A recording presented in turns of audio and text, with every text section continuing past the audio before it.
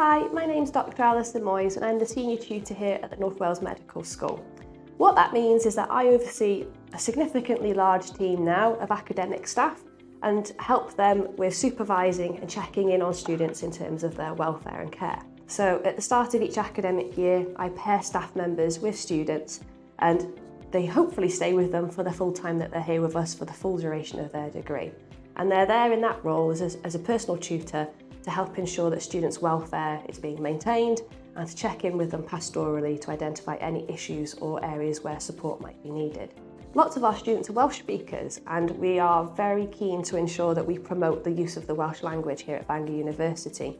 So if you are a Welsh speaker, we will do everything we can to make sure that you're paired with a Welsh speaking personal tutor, which means that you can converse in your chosen language.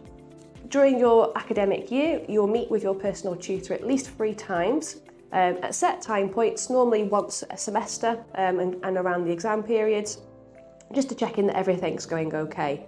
As I've mentioned, we are people before we are anything else, and it is really important that our students are happy during their time here. So even if you've got the smallest problem, go and see your tutor, they can offer you help and guidance. One of the other things that our tutors can do is link you in with the different services available within the university. We have a very comprehensive wellbeing services team here at Bangor, and they can offer things like one-to-one counselling and guidance for students if they're having a difficult time.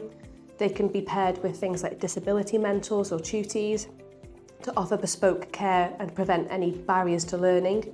And we can also help students with getting access to things like personalised learning support plans. So for students who have a learning difference, who may need to have some accommodations or adjustments put in place, we can link in with the relevant support teams to make sure that that's sorted for you.